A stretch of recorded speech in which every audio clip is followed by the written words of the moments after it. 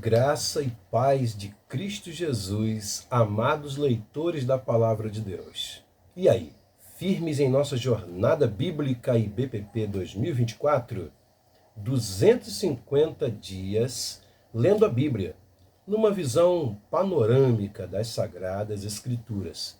Chegamos hoje ao nosso 20º vídeo. Que lindo, que coisa maravilhosa, quantas lições de vida estamos aprendendo da palavra do Senhor, enquanto exploramos nessa viagem pelo enredo bíblico da história da nossa salvação. Chegamos hoje a Êxodo, capítulos 10 e 11, dois dos 250 capítulos bíblicos escolhidos para a nossa jornada.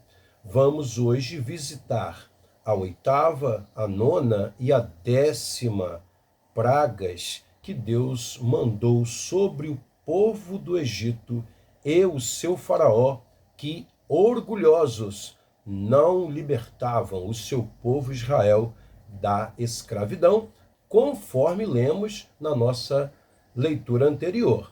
Vamos então, Êxodo capítulo 10, acompanhe aí a nossa leitura.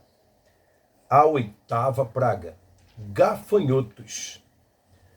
O Senhor disse a Moisés: Vá ao faraó, pois tornei obstinado o coração dele e o de seus conselheiros, a fim de realizar estes meus prodígios entre eles, para que você possa contar a seus filhos e netos como zombei dos egípcios e como realizei meus milagres entre eles. Assim vocês saberão que eu sou o Senhor. Meus amados, um breve comentário meu aqui antes de continuar. Essa polêmica envolvendo o endurecimento do coração do faraó.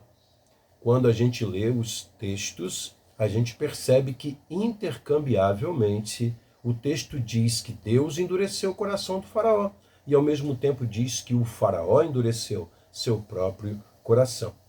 Essa é aquela velha tensão entre a soberania de Deus e a livre responsabilidade, é assim que eu prefiro chamar, ao invés de livre-arbítrio, do ser humano.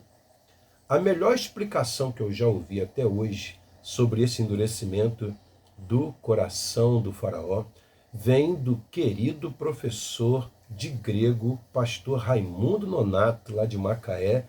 Saudades desse querido irmão, que uma conversa comigo de bastidores lá de nossas aulas na Faberge, aulas de teologia, ele uma vez falou para mim: pastor, Deus endureceu o coração do faraó sim, mas sabe de que maneira?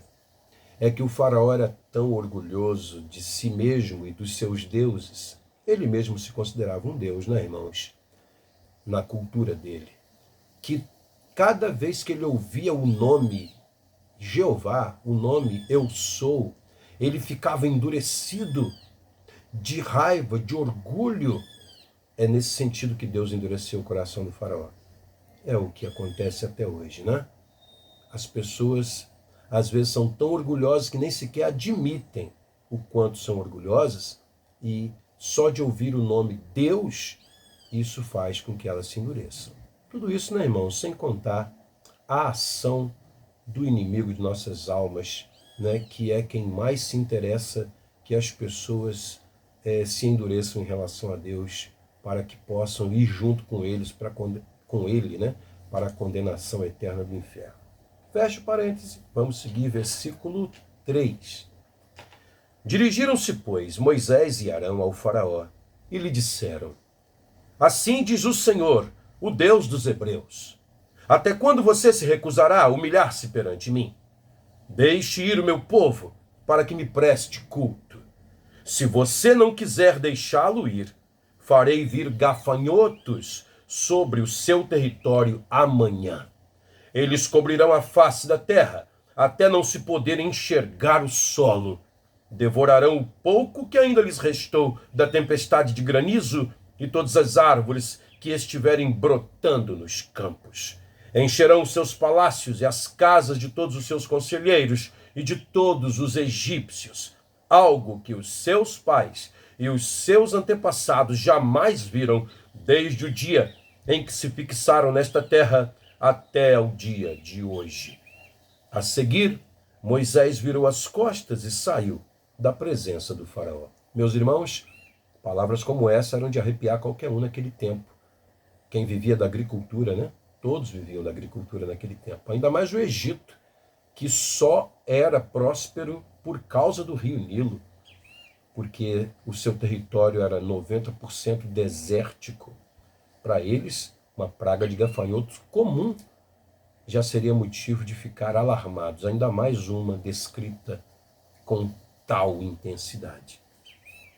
Os conselheiros do faraó lhe disseram: até quando este homem será uma ameaça para nós? Deixa os homens irem prestar culto ao Senhor, o Deus deles. Não percebes que o Egito está arruinado? Então Moisés e Arão foram trazidos de volta à presença do faraó, que lhes disse: vão e prestem culto ao Senhor, o seu Deus. Mas digam-me, quem irá? Moisés respondeu: temos que levar todos, os jovens e os velhos, os nossos filhos e as nossas filhas, as nossas ovelhas e os nossos bois, porque vamos celebrar uma festa ao Senhor. Disse-lhes o faraó: vocês vão mesmo precisar do Senhor quando eu deixá-los ir com as mulheres e as crianças? É claro que vocês estão com más intenções. De forma alguma. Só os homens podem ir prestar culto ao Senhor, como vocês têm impedido. E Moisés e Arão foram expulsos da presença do faraó. Mas o Senhor disse a Moisés: estenda a mão sobre o Egito, para que os gafanhotos venham sobre a terra e devorem toda a vegetação, tudo o que foi deixado pelo granizo. O granizo tinha sido uma praga anterior que Deus tinha mandado, irmãos. Terrível. Moisés estendeu a vara sobre o Egito e o Senhor fez soprar sobre a terra um vento oriental durante todo aquele dia e toda aquela noite. Pela manhã, o vento havia trazido os gafanhotos, os quais invadiram todo o Egito e desceram em grande número sobre toda a sua extensão. Nunca antes houve tantos gafanhotos, nem jamais haverá. Eles cobriram toda a face da terra, de tal forma que ela escureceu. Devoraram tudo o que o granizo tinha deixado, toda a vegetação e todos os frutos das árvores. Não restou nada verde nas árvores, nem nas plantas do campo, em toda a terra do Egito. O faraó mandou chamar Moisés e Arão imediatamente e disse-lhes: pequei contra o Senhor, o seu Deus, e contra vocês. Agora, perdoem ainda esta vez o meu pecado e orem ao Senhor, o seu Deus, para que leve esta praga mortal para longe de mim. Moisés saiu da presença do faraó e orou ao Senhor. E o Senhor fez soprar com muito mais força o vento ocidental. E este envolveu os gafanhotos e os lançou no Mar Vermelho. Não restou um gafanhoto sequer em toda a extensão do Egito. Irmãos, veem como que há a ação, né? Soberana de Deus. Mas o Senhor endureceu o coração do faraó, e ele não deixou que os israelitas saíssem. A nona praga, trevas. O Senhor disse a Moisés: estenda a mão para o céu, e trevas cobrirão o Egito, trevas tais que poderão ser apalpadas. Moisés estendeu a mão para o céu, e por 3 dias houve densas trevas em todo o Egito. Ninguém pôde ver, ninguém nem sair do seu lugar durante 3 dias. Todavia, todos os israelitas tinham luz nos locais em que habitavam. Irmãos, isso aqui é extraordinário. O que é luz no meio de escuridão para aquela época? Tochas acesas. Quando um israelita acendia a tocha, ela ficava acesa. Quando um egípcio tentava acender a sua tocha, a sua lamparina, não conseguia. As trevas, que eram densas como se um gás, ou talvez até mesmo, né, um gás envolvesse o ambiente, e dissipasse toda a luz, as lamparinas deles simplesmente não conseguiam resistir a essa atmosfera de trevas. Mas um israelita, um hebreu, quando acendia a sua lamparina, ela ficava acesa. Algo realmente impressionante, para deixar bem claro que era uma ação sobrenatural de Deus, controlando, né, o ambiente de uma forma que só Ele, o Criador e soberano Senhor Todo-Poderoso, é capaz. Ao versículo 21, os editores da Bíblia de Estudo Facilitado, que estamos usando aqui, Yancey e Stafford, acrescentam o seguinte pequeno comentário: ataque aos falsos deuses. Deus usou 10 pragas como forma de declarar guerra contra os deuses do Egito, como ele vai dizer lá no capítulo 12, versículo 12. Alguns especialistas veem em cada punição um ataque individual contra um ídolo egípcio específico. Acreditam, portanto, que a praga no rio Nilo se opunha contra o deus do rio, dos egípcios. A praga das moscas zombava da adoração à mosca sagrada. A praga das trevas atacava o deus Sol, Ra. E a praga dos rebanhos combatia o touro sagrado, Apis. Portanto, irmãos, é algo realmente deliberado do Senhor. Ele quer envergonhar os deuses do Egito e mostrar que só ele é o único e verdadeiro Deus. Então o faraó mandou chamar Moisés e disse: vão e prestem culto ao Senhor. Deixem somente as ovelhas e os bois, as mulheres e as crianças podem ir. Mas Moisés contestou: tu mesmo nos darás os animais para os nossos sacrifícios e holocaustos que ofereceremos ao Senhor, então, né? Além disso, os nossos rebanhos também irão conosco. Nenhum casco de animal será deixado. Temos que escolher alguns deles para prestar culto ao Senhor, o nosso Deus, e enquanto não chegarmos ao local, não saberemos quais animais sacrificaremos. Mas o Senhor endureceu o coração do faraó, e ele se recusou a deixá-los ir. Disse o faraó a Moisés: saia da minha presença. Trate de não aparecer nunca mais diante de mim. No dia em que você vir a minha face, você morrerá. Respondeu Moisés: será como disseste. Nunca mais verei a tua face. O anúncio da 10ª e última praga. Disse então o Senhor a Moisés: enviarei ainda mais uma praga sobre o faraó e sobre o Egito.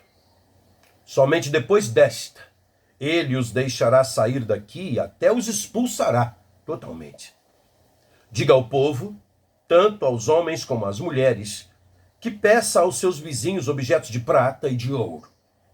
O Senhor tornou os egípcios favoráveis ao povo de Israel.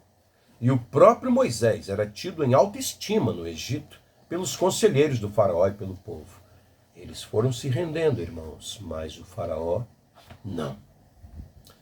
Disse, pois, Moisés ao faraó: assim diz o Senhor, por volta da meia-noite passarei por todo o Egito. Todos os primogênitos do Egito morrerão, desde o filho mais velho do faraó, herdeiro do trono, até o filho mais velho da escrava que trabalha no moinho, e também todas as primeiras crias do gado. Haverá grande pranto em todo o Egito, como nunca houve antes, nem jamais haverá. Entre os israelitas, porém, nem sequer um cão latirá contra homem ou animal. Então vocês saberão que o Senhor faz distinção entre o Egito e Israel. Todos esses seus conselheiros virão a mim e se ajoelharão diante de mim, suplicando: saiam você e todo o povo que os segue. Só então eu sairei. E com grande ira, Moisés saiu da presença do faraó. O Senhor tinha dito a Moisés: o faraó não lhes dará ouvidos, a fim de que meus prodígios se multipliquem no Egito. Moisés e Arão realizaram todos esses prodígios diante do faraó, mas o Senhor lhe endureceu o coração, e ele não quis deixar os israelitas saírem do país.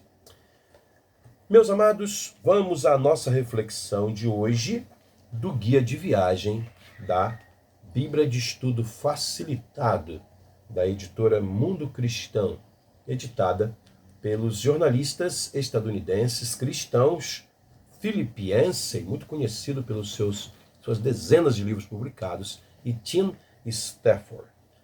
Vamos a mais uma reflexão deles, muito dinâmica como sempre, as 10 pragas. Uma comprovação para os judeus e os egípcios. Eles destacam capítulo 10, versículo 2.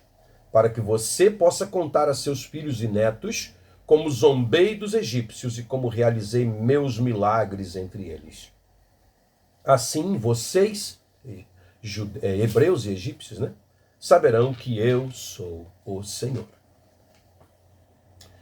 Em geral, os gafanhotos, assim como as cigarras, levam uma vida solitária, saltando de caule em caule e mastigando calmamente folhas e flores. Então algo acontece, seja em resposta a condições climáticas, alimentares, seja por superpopulação.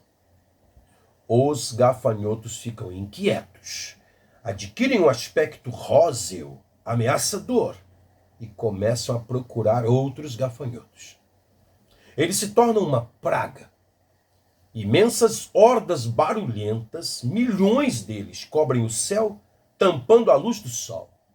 Grupos deles caem ao chão como bombas de fragmentação e se dispersam, destruindo cada sinal de vegetação.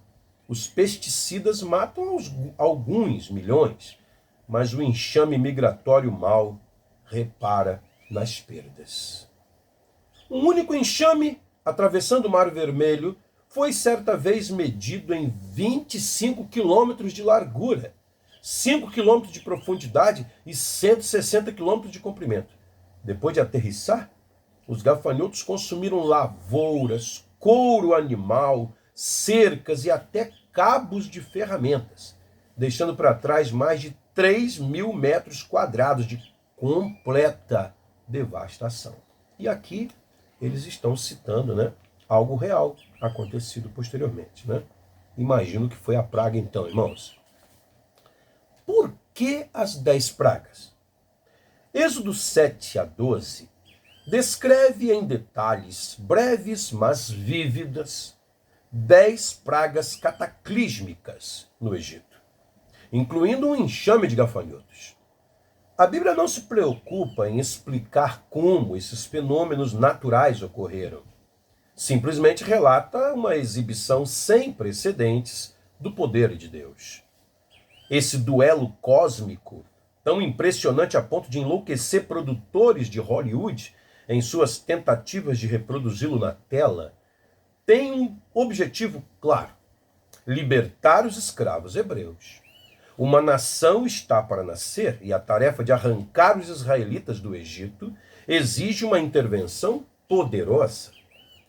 Os israelitas, afinal, viveram durante séculos no Egito.